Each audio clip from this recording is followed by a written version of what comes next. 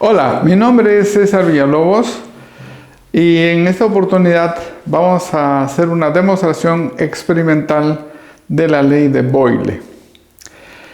La ley de Boyle es la ley de los gases ideales que establece la relación entre la presión y el volumen.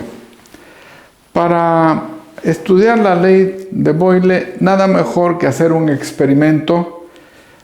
Y eso lo vamos a hacer con este equipo que tengo en la mano en este momento y les voy a mostrar cómo funciona. ¿De acuerdo? El equipo consta de una jeringa hipodérmica de vidrio que tiene un pistón con una marca y que nos indica la cantidad de gas que hay adentro. Esa jeringa está unida a un manómetro. El manómetro no me indica la presión interna de la jeringa, del gas de la jeringa, sino la diferencia de presiones entre el gas de la jeringa y el gas exterior. Ahora, ¿cuál es la presión exterior de este gas que estoy respirando en este momento?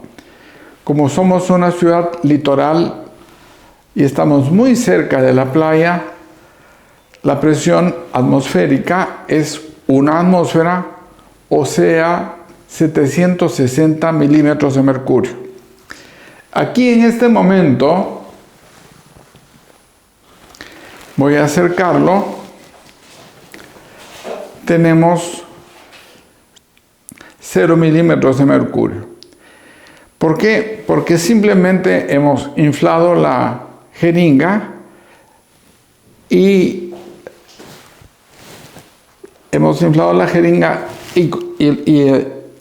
he hecho la unión con el manómetro. Este aparato se llama manómetro. Muy bien. Pero hay un problema. Cuando ajustamos el gas se hace cada vez más resistente a la presión. Casualmente es parte de la ley de Boyle. Entonces se nos hace muy difícil mantener, digamos, 35 mililitros. Quiero tener 35 mililitros, se me hace muy difícil. Miren, yo con esto puedo presionar, pero se me hace muy difícil tenerlo exactamente en 35 porque está empujando el gas hacia afuera. Entonces, para evitar ese problema, aquí tenemos un aparato adicional que se llama tornillo micrométrico. Este tornillo me permite empujar el pistón hacia arriba o jalarlo, pero a baja velocidad. Mire, en este momento estoy reduciendo el volumen.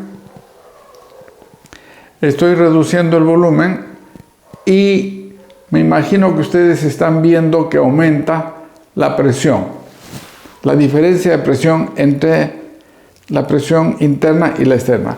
Eso sí, está aumentando la presión interna, porque la presión interna es la suma de la presión atmosférica más esta presión, ¿de acuerdo? Igualmente, cuando quiero aumentar el volumen, lo jalo, le doy al revés al tornillo. ¿De acuerdo? En este momento estoy subiéndolo para aumentar la presión y que se vea cómo trabaja el equipo. ¿En dónde estamos ahorita? Bien, como ustedes han visto, es muy lento el movimiento del pistón. Eso es importante, porque si presiono rápidamente se calienta el aire. Si presiono lentamente también se calienta, pero le da tiempo para atemperarse e igualarse a la temperatura ambiental. Entonces, lo siguiente que vamos a hacer es la toma de la lectura de los datos para el experimento.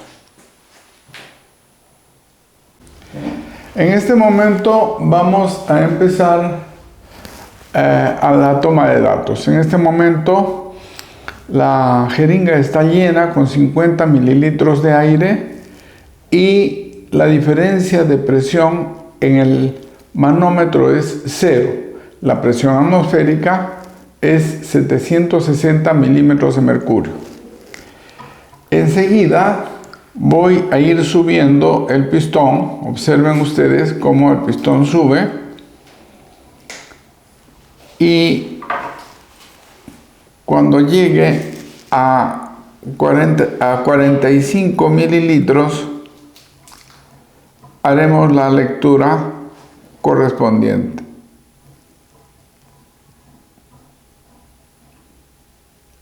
Ya estamos a 45 mililitros y la lectura es de 68 milímetros de mercurio. La lectura del manómetro. Seguimos subiendo hasta 40 mililitros.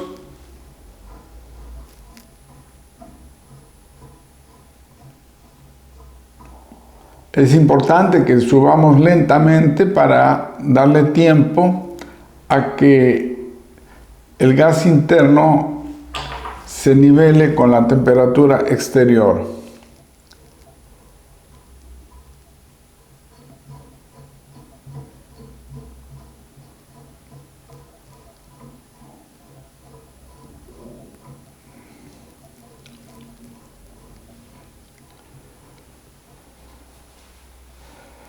Y hemos llegado a 40 mililitros.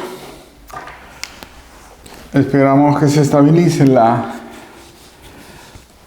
señal.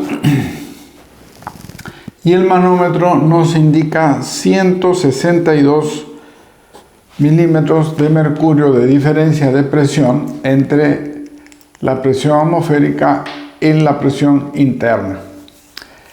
Seguimos subiendo, esta vez hasta 35.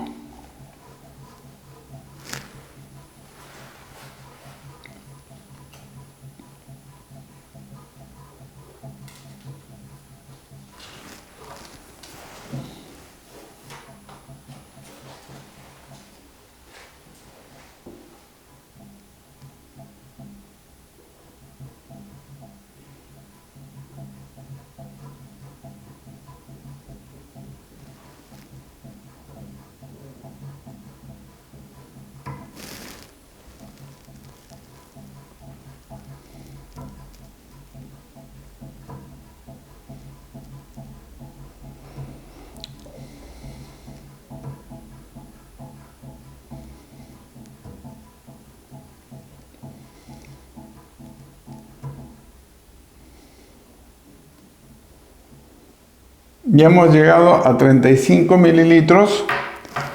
Esperamos que se estabilice. Y la presión es de 270 milímetros de mercurio. Así que lo que sigue son los cálculos.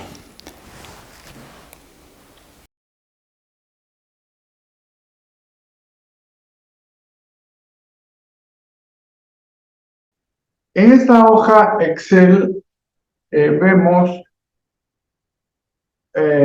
los datos siguientes. La presión atmosférica, que es constante para todas las mediciones, y por ser una ciudad litoral es una atmósfera, o sea, 760 milímetros de presión.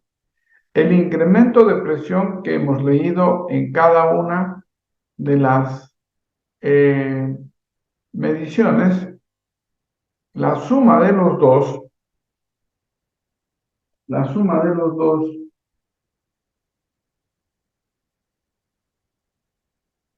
que nos da lo que tenemos acá, ¿de acuerdo?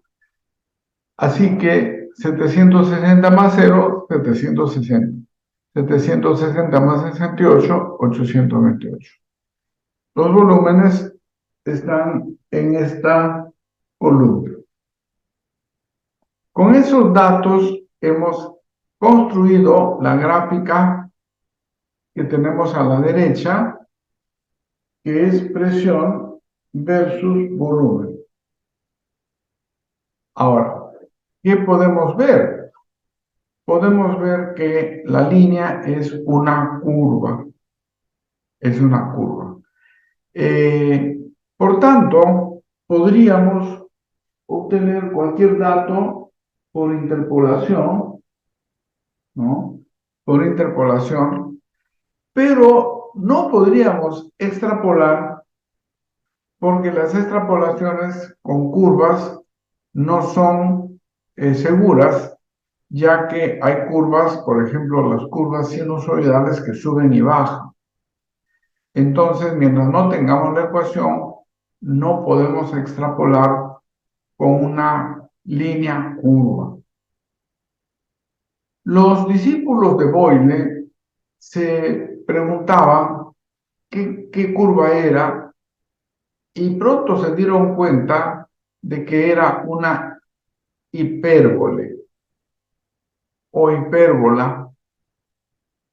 Y cuando una curva es una hipérbola, podemos encontrar que si graficamos una de las variables, en este caso P, versus la inversa de la otra, en este caso la inversa de V, nos va a dar una línea recta que pasa por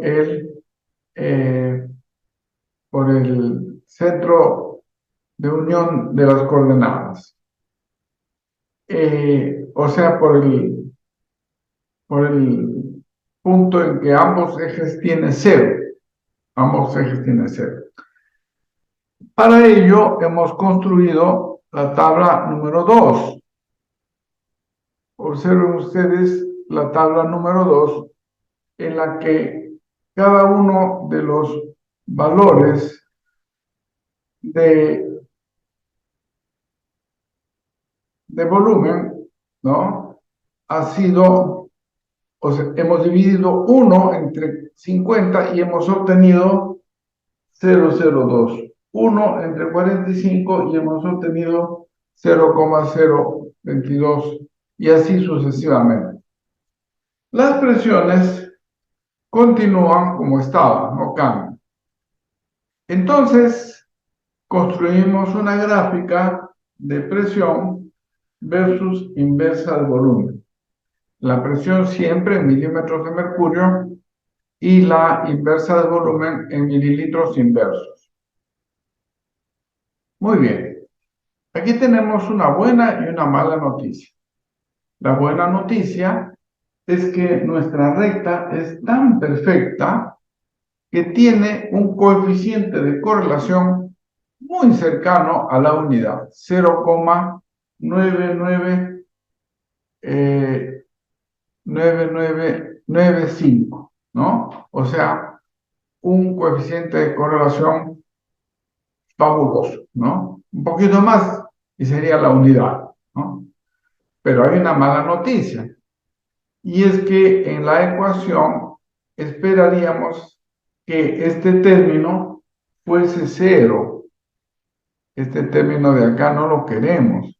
Nos sale un número 125, que es un intersecto. Nosotros no queremos que el intersecto sea distinto de cero.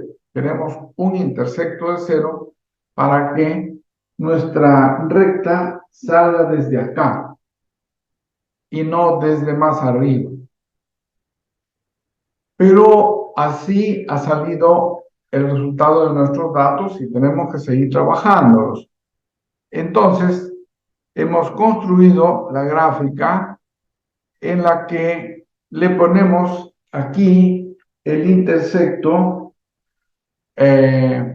obtenido por proyección de la curva original. La curva original, recuerden que tenía un coeficiente de correlación de 0,9995 y ahora el intersecto es 1, no el intersecto, el coeficiente de correlación es 1. Aparentemente hay una mejora, pero eso es falso, ¿ya? No es que estemos mejorando, sino que este punto no es experimental. Este punto ha sido añadido por nosotros y justamente añadido por proyección de la propia ecuación. Por tanto, hemos puesto R cuadrado 1 por razones que vamos a ver más adelante, pero no debemos pensar que estamos mejorando la correlación. Sino que simplemente que si usamos la ecuación para obtener un valor y ese valor lo metemos, entonces automáticamente el coeficiente de correlación va a subir, ¿no? En este caso ha subido a 1. Como les decía, aquí tenemos una mala noticia y esa mala noticia es que este dato no nos ha salido 0, ¿no? Y esta diferencia entre eso es un error sistemático.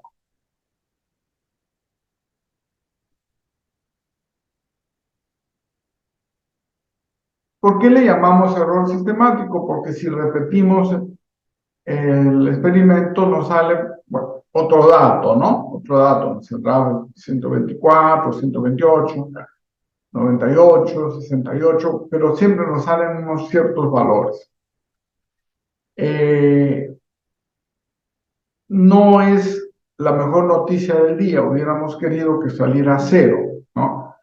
Pero ese es el precio que tengo que pagar, que tenemos que pagar por utilizar este equipo, ¿ya? Recuerden que este equipo tiene un manómetro y el manómetro tiene una cierta cantidad de gas adentro. Entonces, el manómetro es cada vez más exacto cuanto más grande sea el volumen de acá, ¿ya? Entonces, si tuviéramos una jeringa mucho más grande, entonces ese error sistemático se reduciría. Pero queremos continuar con la exposición del experimento y vamos a poner arbitrariamente en este punto, arbitrariamente, vamos a poner el 0 para ver qué pasa, para ver si ese 0 altera mucho el coeficiente de correlación. Y miren, nuestro coeficiente de correlación es 1. Si yo reemplazo el valor que sale de la ecuación por 0, arbitrariamente, insisto, entonces el coeficiente de correlación va a descender. Si desciende mucho, ya no podríamos utilizar estos datos, ¿no? Vamos a ver qué pasa.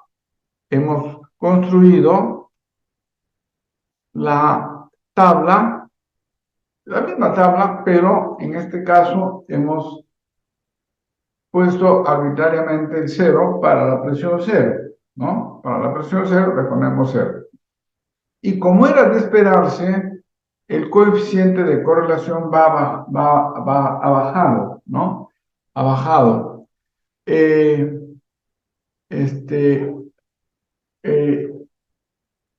Ha bajado recuerdan que tenía 1, antes tenía 1 de coeficiente de correlación y ahora tiene 0,9984, ¿no? Ha bajado de 1 a 9984. Es decir, no ha bajado mucho. Y se nota que esta recta es bastante razonable para continuar con nuestra exposición utilizando estos datos. Lo siguiente que voy a pasar ya es a explicar en pizarra. Bien, ahora vamos a trabajar con la última gráfica. Recuerden que la presión versus la inversa del volumen con la observación que habíamos tenido de que originalmente era acá, nos ha dado una línea recta muy buena y que nosotros podemos obtener cualquier volumen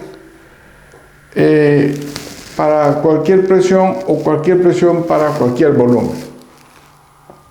Por tanto, podemos obtener valores por interpolación. Pero ¿será posible extrapolar? Sí es posible extrapolar, porque ya es una línea recta. Otra ventaja de tener esta gráfica es que podemos decir que P es igual a una constante, P es igual a una constante multiplicada por la variable. Esta constante es la pendiente de esta gráfica. Así que esta ecuación es válida. Esta ecuación nos permite hallar cualquier presión para cualquier volumen o cualquier volumen para cualquier presión. Sin embargo, hay algo más útil todavía, y es que voy a borrar por motivos de claridad, voy a borrar mi pendiente. Bien. Si nosotros tenemos un P1 para un 1 sobre B1 y tenemos un P2 para 1 sobre B2, ¿no? Entonces podemos tener esas asociaciones.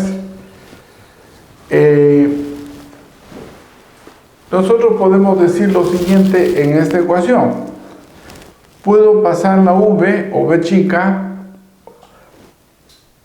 lo puedo pasar a la izquierda de esa manera. PV es igual a K. Esta ecuación es válida, ¿no? Pero si es válida en general, también es válida para P1, V1 será igual a K, pero también para P2, V2 seguirá siendo igual a K. Omitimos K y decimos P1, V1 es igual a P2, V2, y esta es una ecuación que expresa la ley de Boyle con mucha claridad, con mucha practicidad. La K nos ha servido conceptualmente, muy rara vez vamos a necesitarla en términos operacionales. Ahora bien, sus profesores pueden, el día del examen, porque siempre hacen algunas preguntas conceptuales, les pueden preguntar si esta es extrapolable al infinito. Recuerden que según Euclides, las rectas se van hasta el infinito. Y la pregunta del profesor es si esta recta es extrapolable hasta el infinito. Y la respuesta es no. Porque si comprimimos la jeringa de tal manera que el pistón estuviera casi pegado, o sea, totalmente arriba, tuviéramos un volumen muy pequeño, la presión estaría volando, que ya el manómetro ya no la podría registrar. Y eso se puede hacer en un laboratorio de investigación con equipos especiales. Entonces, vamos a tener que la jeringa, el pistón, y acá están las moléculas de gas, todas las moléculas que están acá, ya en este volumen, estarían en un volumen muy pequeñito. Entonces aparecen interacciones entre las moléculas, aparecen las interacciones dipolo-dipolo, aparecen las interacciones de London, y finalmente el volumen de las moléculas deja de ser despreciable. Entonces ya no se cumplen totalmente las